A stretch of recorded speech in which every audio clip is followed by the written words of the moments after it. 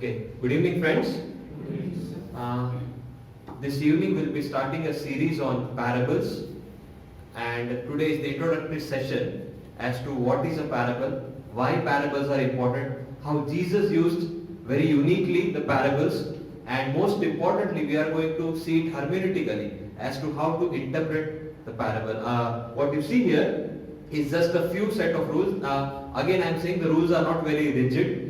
These are just a few rules, important rules as to how we can interpret the whole parable. Before we move forward, let's look to God in prayer. Good Lord, we thank you and we praise you for this day. And as we begin our series on the study of parables, today being the first session, may you be with us, help us and guide us and use us for your glory. In Jesus' name we pray. Amen. Now in the early church, parables were the sources of theology. Parables were used or understood to give solid theological teaching. But as the centuries progressed, in the later part of the first few centuries, what happened is the parables were sort of sidelined. They were seen only as moral stories. In other words, they were seen as a source of ethics or moral teaching, but never as a source of theology. What happened is they were seen as a source of moral teaching, source of ethics, but never as a source of theology. Jesus was often seen as someone who was a storyteller, someone who used to sit in the village corner and share folk tales, but he was never considered a serious theologian. Jesus was never considered a serious theologian. But Kenneth Bailey says this, I want to quote him this evening. He says, Jesus was a metaphorical theologian. His primary method of creating meaning was through metaphor, simile, parable and dramatic action rather than through logic and reasoning. He created meaning like a dramatist and a poet rather than like a philosopher. Now, I want to put this very simply. Our mind, we are trained according to the Western model of thinking. Our mind tries to put things into compartments, like very much like our cupboard, right? We put clothes in one section, we put our other things in another section. Our mind also tends to compartmentalize things, and that is why when someone preaches a sermon without points, we get confused, we get baffled. What do I take from the sermon? Because we have been accustomed to think in a very Western way, compartmentalized point by point. But on the other hand, Jesus, who is a very Oriental person coming from the Eastern world, did not speak this way. He spoke as an Easterner. He used to tell stories with morals. Now, that is important for people living in our part of the world, in India. Ever since childhood, to be very honest, all of you will agree with me that we have grown up listening to stories. Akbar and Birbal, we have heard the stories. Vikram and Vetal, we have heard the stories. Panchtantra, we have heard the stories, right? The monkey and the crocodile, the cap seller and the monkey, the lion and the rat. We have grown up learning these stories. Now the important point of the stories that our parents or grandparents told us is that they had a moral. Like for example, honest is the best policy. Right? That is moral. So every story was not just a story in itself, but the story was produced with a moral lesson to be learned. And that is why understanding parables is not just important for us, it is imperative that we learn, because that is for us, so to say, an easier way to grasp theological truths. Stories for us are easier ways to grasp theological truth. What a story or a parable does, the complex theological debate or the issue at hand, it deals in a story form. It simplifies. I will come back to that. Now, when we see here, a proper analysis of Jesus' parable shows that stories, they are embedded with theology. A metaphor communicates meaning in ways rational arguments cannot. A metaphor communicates meaning in which a rational argument cannot. No, I want to quote T.W. Manson. He puts it very beautifully. Illustrations are sugarcoating on the theological pill.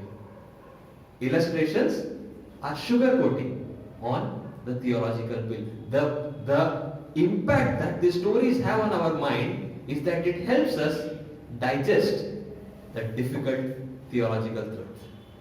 The impact that these stories, these metaphors, similes, parables, dramatic actions have on the human mind, especially on our minds, is that it helps us digest the difficult theological truths very easily.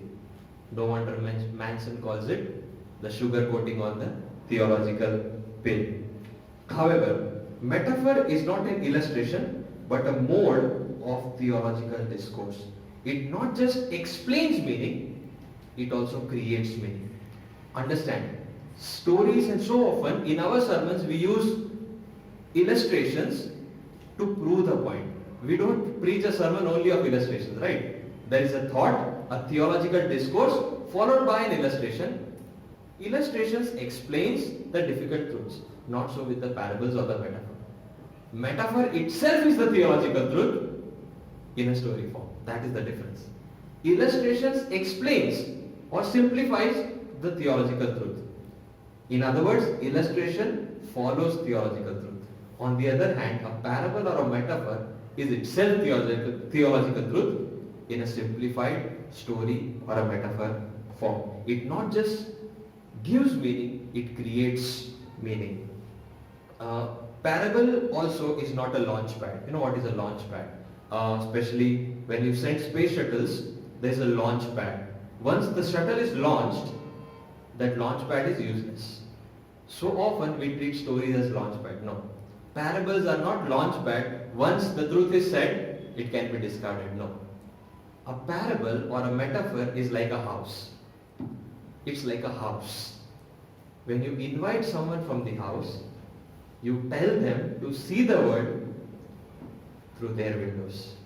Let me tell you one story. There is a village. In that village, there is a small little girl living on one side of the field, and she used to always see in fields there are faraway houses. She used to see another house, and then she used to say, "Dad, I want to see that house with the golden windows." I don't know if you have heard this story. I want to see that house with the golden windows every day. One day, the father took her, and they reached to the other end of the field, far away of course, and they reached that house, and the windows were simple, plain, just like their own house had. And then they knocked, and another little boy opened the door, and they said, "We wanted to see the house with the golden windows." And the boy replied, "I have been looking at a house there, and even I wanted to see the house with the golden windows. Even I want to see the house with the golden windows." When the sun shone on the light, the glass sparkled, giving it a golden glow. So for this boy, that house is the house with the golden window. For this girl, that house is the house with the golden window. Now, what parable does is, parable is like a house. It invites us. Jesus is inviting us into that house, and he opens the window of the house and tells us to look at the world through the window of that house. He invites us to the house, his house, opens the windows and tells us to see the world through his lens or through the windows of that house. And that is why parable is not a launch pad. Once it is said, you can discard it. No, it's a house where we are inviting the hearer or even the reader for that matter, who is reading, inviting the hearer and the reader to our house, opening the windows and telling him or her to see the world through our lens, through the lens of this story. Now, before I move actually into why parables, the hermeneutical tools for interpreting parables, one more important distinction I want to bring, and that is the difference between an allegory and a parable. Understand, there are two major points of difference. First is, an allegory may have several points to make. It does not tell just one thing. An allegory tells several things. On the other hand, a parable tells only one thing. It has one central meaning, and as we move further in our study of parables, when we do the structural analysis, we will see that the central theme comes actually in the center. In some of the parables, of course. Okay, an allegory has numerous points. It wants to tell us many things. A parable, on the other hand, has only one thing to say.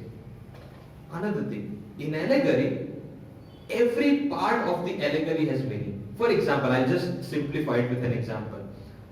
The parable, or so to say, the allegory of the soil. You are all familiar with the soil teaching of Jesus, different kinds of soil. Now, that is an allegory because every part of that has a meaning. For example, the soil resembles the type of human heart. The seed resembles the word of God. The bird who comes away and takes the seed is the devil. The thorns, they are the worries of this world. You see, every part has been attributed a certain meaning. That is not a parable. Although some Bibles entitle it as parable, but it's not a parable, it's an allegory. A parable, on the other hand, has only one meaning, one motive. The whole parable is played out, narrated to say just one meaning. For example, the Good Samaritan. Of course, there have been early church fathers who had allegorized the parable, but it is not an allegory.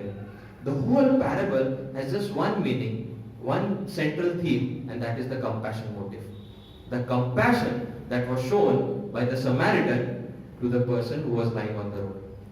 The whole parable, the whole narrative was created to show just one thing: love thy neighbor. That is the only and the main central meaning of the parable. So this is how a parable is different for an allegory, and we need to understand the difference so that we can interpret them correctly. Now, we move on to why parables. Let me first read for you Luke chapter 8, 9 to 11. Luke chapter 8, 9 to 11. And when his disciples asked him what this parable meant, he said, "To you it has been given to know the secrets of the kingdom of God, but for others they are in parables, so that seeing they may not see, and hearing they may not understand." Now the parable is this. This is the word of God. Jesus had a purpose of speaking in parables. And those who really sought to know God through Jesus tried to understand the parable. Now, when we come to interpreting parables, there are, as I said, this is not an exhaustive list. This is not an exhaustive list. This is superfluous. You can add more and more rules. Every parable has distinct rules, very much like the congruence of triangles. But we are going to see some very basic rules. First is understanding the culture or the context or the citizen level. The context in which the parable is played out. Now, it sounds very difficult, but it's not as difficult. I'll substantiate my arguments with proper illustrations so that it fits into your mind what I'm trying to say. First, understanding the context. I'll give you two illustrations to prove my point. Number one, we all have heard the parable of the prodigal son, or the story of the prodigal son, whatever you call it. Okay. The first thing, it begins with the younger son comes to the father and says, "Give me my inheritance." Now, in that context, now it is okay. I expect my father to create a will before he dies, and unless otherwise me and my brother will have to fight. So it is common in our days to prepare a will even before you die, or well before you die. In olden times, property distribution was always done after the death. In other words, to ask my father of inheritance is to tell him, "I wish you were dead." To ask my father inheritance means it was as if to tell him, "I wish you were dead." Okay, so it sounds very common, give me my inheritance, and the father divides. Now, if the father was not as loving as that father would have kicked him out of the house. That the father, a true Oriental father, would have kicked such a son out of the house. "How dare you ask your inheritance? How dare you wish my death?" But that shows the graciousness of the father. You see, understanding the context is very, very important to understand the parable. Another example, a person, Jesus tells a person, asks him to follow me. He says, "Follow me." And then the person says, "Let me bury my father." Now the question comes, was his father dead? Right? then the question comes, was his father dead? What he's trying to say is, let me go a little further. Jesus says, let the dead bury their own dead. Does that mean we should not go to our father's funeral? Is that what Jesus is hinting? Not exactly. When Jesus says, let the dead bury their own dead, he is hinting something to that person. His father had not actually died.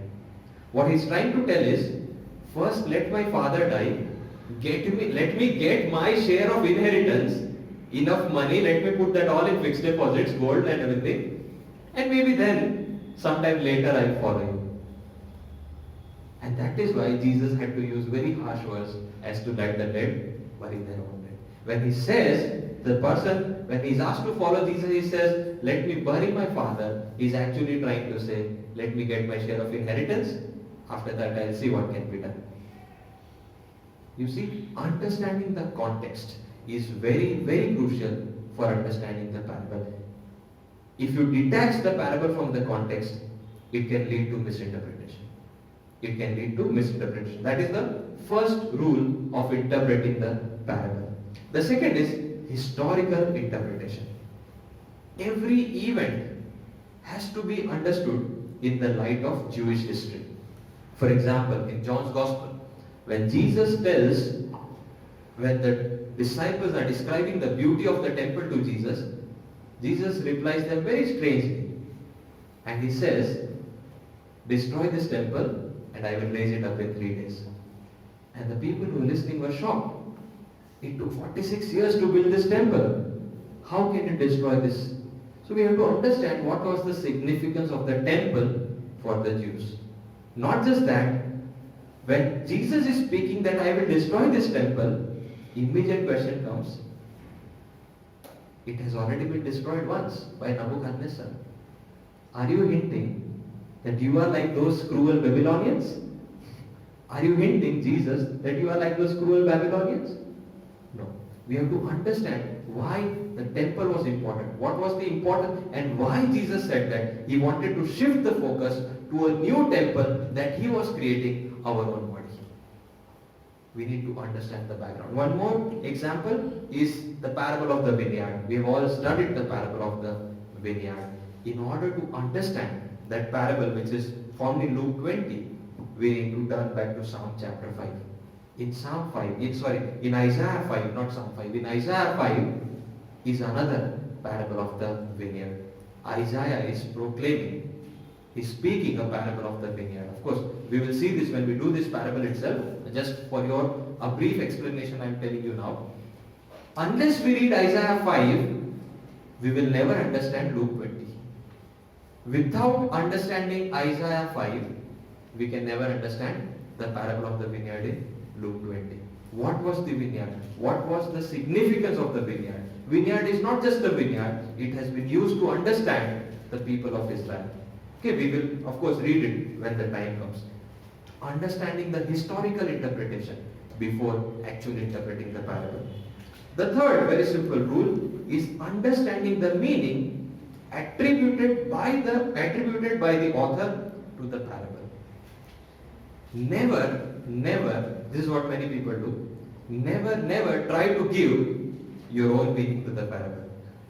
For example, I told you about the types of soils, where one of the rules of hermeneutics is scripture interprets scripture. Simple as that. When Jesus tells the parable, no one understands. And then when he is alone, the disciples come and ask the meaning. So he explains the meaning to them. And he says the seed is this, the bird is this, the thorns are this, the soil is this. It is already given. The meaning attributed to the parable is already given. What is soil? What is seed? So often what preachers do is they give their own meaning. They give new meaning to the parable. Something which Jesus never intended. Which is again a very harmful thing to do. It leads to misinterpretation. Always understand the meaning attributed to the parable by the author. If the author is already giving meaning to something, don't put your own meaning in it. It's not just a rule, it's also a warning actually. The fourth is corresponding dialogue. No parable comes out of vacuum. No parable comes out of vacuum. It is always created within a context. For example, if you turn to Luke chapter 10, where we see the parable of the Good Samaritan. The parable actually begins from verse 30. The parable actually begins from verse 30, where it says, Jesus replied, a man was going down from Jerusalem to Jericho. But the conversation begins actually from verse 25.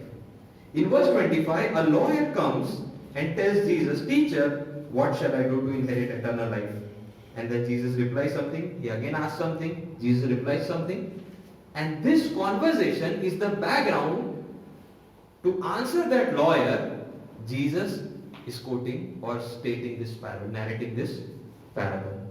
Okay, we have to understand, parable is not created in a vacuum. Every parable is interwoven with corresponding dialogues. We remove the dialogues, we misinterpret the parable. Remove the dialogues and you misinterpret the parable. Every parable has to be understood in relation to the corresponding dialogues with which it is interwoven. This is the fourth rule. And the fifth one is it has theological and ethical interpretation. Every parable has moral lesson to learn. It has a theological implication, it has an ethical implication, or as I would like to prefer, I prefer the word implied meaning. I don't prefer the ethical implication, it sounds very bookish, but implied meaning. Okay, let me illustrate this for you. Jesus, when he is teaching on prayer, he says, is there a father whose son, if he asks for a fish, will give him a snake? Is there a father whose son, if he asks for a fish, will give him a snake? Now, if you go to China, a father who gives snake is a better father than a father who gives fish, because a snake is a richer delicacy in China than fish. Okay, a snake is a richer delicacy in China than fish. So, what is the meaning? The idea is not, the whole parable is not centered on fish or snake. The whole parable is centered on father giving good gifts to those who ask him. The father willing to give. What Jesus is trying to contrast, he is trying to bring a contrast between the earthly father and the heavenly father. The earthly father, although he is a sinful person, tries to give good gifts to his children. How much more will the heavenly father give? So often what we do is, we focus on these parts, snake and fish, while neglecting the implied meaning. Our focus should be implied meaning. Even when we read other parts of the Bible, like which are classified in the genre of legend or saga, the book of Genesis, where Adam and Eve are covering themselves in leaves, and God comes and then he covers them with animal skin. The implied meaning is that humans, by their own efforts, cannot cover their sinfulness. Unless God covers their sinfulness, all human attempts to cover our own sinfulness are futile. All human efforts to cover our sinfulness are futile unless God covers our sinfulness. And he covers Adam and Eve with animal skin, where we see the beginning of the sacrificial system, which was to be which was going to play a long part in the Jewish history. Which was going to play a long part in the Jewish history. Implied meaning. What is the author intending beyond? There is something theological, something ethical, which the author or the narrator wants to point out. What is something beyond? That is what is important for us. These are some very, very basic rules, and using these rules, I will hit these rules again and again when we try to interpret the parables. And this is what we are going to study in the days to come. Next week, we will be doing a study on the parable of the Good Samaritan. I request you all to be prepared. Read the parable at least once or twice so that you get a grasp of what the parable is, and we will begin our study using these rules to interpret the parable of the Good Samaritan. Okay, shall we close with a word of prayer? Good Lord, we thank you for enabling us to study the parables. especially today, you have helped us to see ways and means of interpreting the parables, the various hermeneutical rules and tools that we can use. In the days to come, anoint us with your Spirit so that we may not just interpret your parables rightly, but what you are trying to say through those parables, may those lessons be a part and parcel of our lives. As we part from here, O Lord, we pray that you be with us all through the rest of the day. In Jesus' name we pray. Amen.